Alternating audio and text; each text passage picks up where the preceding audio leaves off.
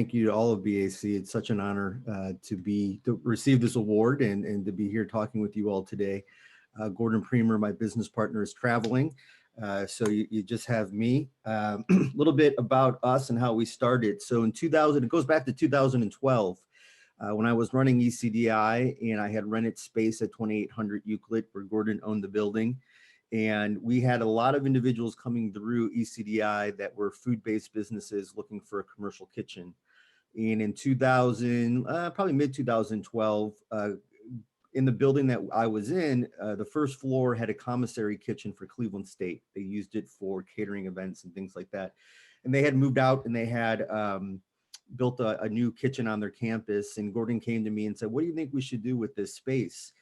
And it was actually his daughter, Caroline, who had just moved back from LA and said, on the West Coast, incubator kitchens are pretty successful.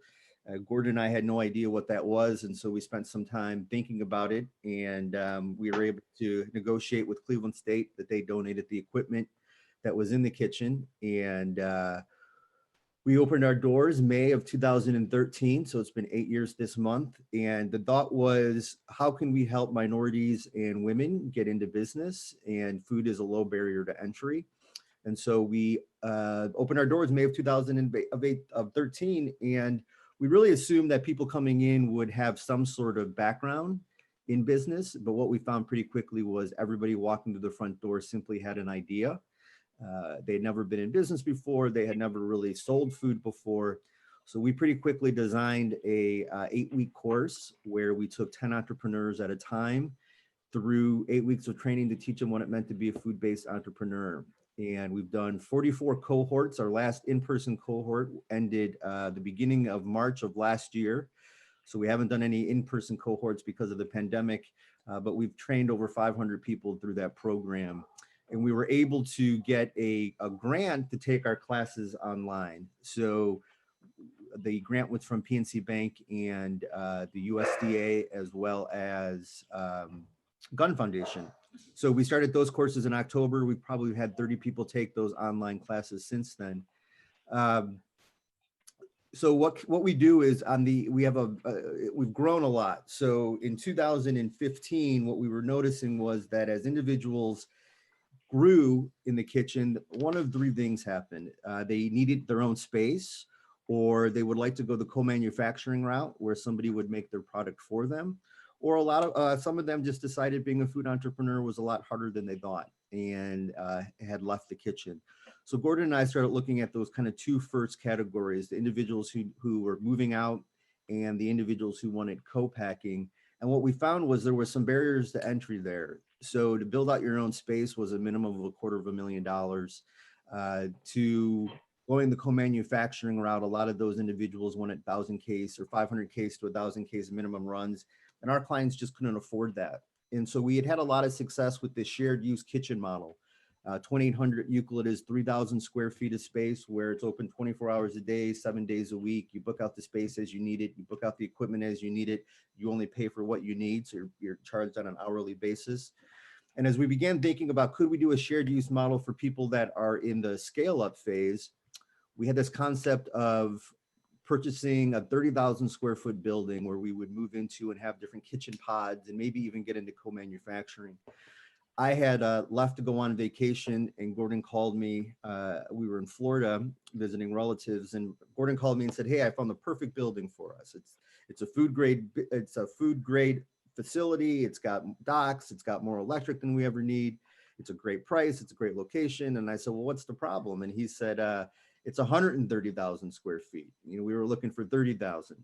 And I said, "Well, what the hell are we going to do with 130,000 square feet?" And he said, "I know, but when you come back, let's go take a look at it." And the facility was perfect. So what we decided to do in 2016, we started thinking about what does a facility like this look like?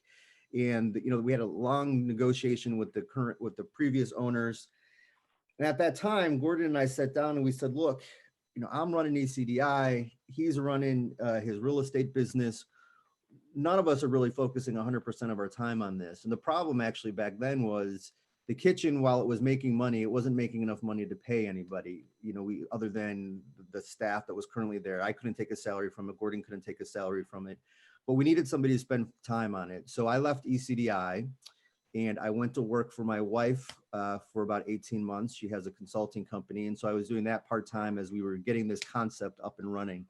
So we ended up purchasing the building in February of 18. We leased it back to the previous owners until end of 2019. We took over the building in January.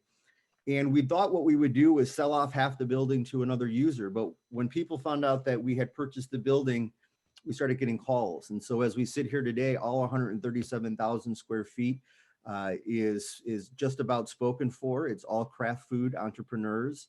The largest tenant in the building is Cleveland Kraut, who started off in our incubator 6 years ago. They're now in 10,000 grocery stores across the country.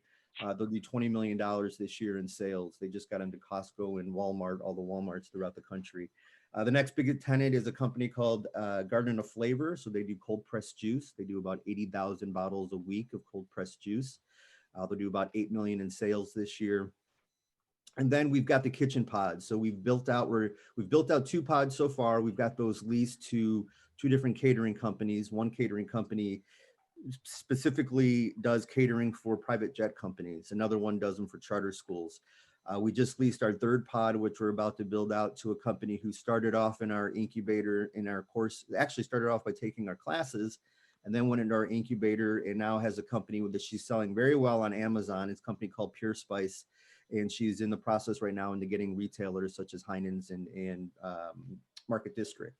So that's kind of the concept there. In addition, what we realized was as people are making all of this food, they need a place to store it. So that building, the food hub, has about 11,000 square feet of cold storage, 4,000 square feet of freezer storage, and about 22,000 square feet of dry storage. We have shared docks. And so everybody pays by the pallet, which keeps the cost down. So you can come in, you can move into a pod, or you can move into a dedicated space of your own, and you don't need to build out that infrastructure around docks and coolers and freezers. We have all that for you, and you just pay for it by the pod. And then October of, I want to say 19, we started dabbling in what does it look like to do co-manufacturing for individuals. So we started with one company, Randy's Pickles, who had started off in our incubator. And at the time when we took over his company, he was doing about $500,000 in sales. He quickly scaled to about 2.1 million when we started co-packing for him. And what we realized during that experiment was we were really good at co-packing, but we were not good at doing pickles. I mean, we made really great pickles, but it was very, very labor intensive. You had to hand cut the pickles, you packed them by hand. So we decided to kind of, after about a year of doing his pickles, he kind of outgrew us anyway. And so he went to a co-manufacturer who specializes in pickles out of New Jersey. And we decided to just do cold and hot filled things. So as we sit here today, we've got probably 10 or 11 clients, everything from Clark's Bloody Mary mix to fermented vegetables. They're doing 11,000 pounds of fermented vegetables today in the kitchen. Yesterday, we did a run of vegan cheese spreads for a company called Dairy Free. So we're in the process of still building that out. Business Advisors has really helped us from all the way from the beginning, back when we just had the incubator, to helping us think through this concept of the food hub, to helping us now think through how we become, scalable and profitable in the co-manufacturing side. In addition there, we've got retail space. So Cleveland Bagel, who had started off in our incubator, they had moved out of our incubator about 3 years ago and opened up a facility in Hingetown. And they were the first people to come to us when we bought the building and say, hey, we think this would be a great spot for retail. It was something that Gordon and I hadn't thought of. So they opened up. They've been open for exactly a year now. Even during the pandemic, they exceeded their projections by about 30%. It's a phenomenal location for them. The supermarket, who has been there, they're expanding right now. And then we're currently negotiating a few LOIs for the additional retail space. So we like to think of, Central Kitchen as, again, your one-stop shop. If you have a food concept, you can come to us and we can help you out with, startup, which is in the incubator side, which is our nonprofit side, all the way through scale up, which is the hub. And then in April of 19, we purchased Edible Magazine, Edible Cleveland Magazine. It had been around for about 8 years. And we looked at it as a way to tell the stories of what was happening in the food community here in Cleveland. We ended up pausing it during the pandemic and rethinking through that model. And we ended up entering into a partnership with a gentleman by the name of Barry Jarvis. Barry actually happened to own Edible Tulsa, but had moved back from Tulsa, Oklahoma after about 10 years of being there and moved to Cleveland.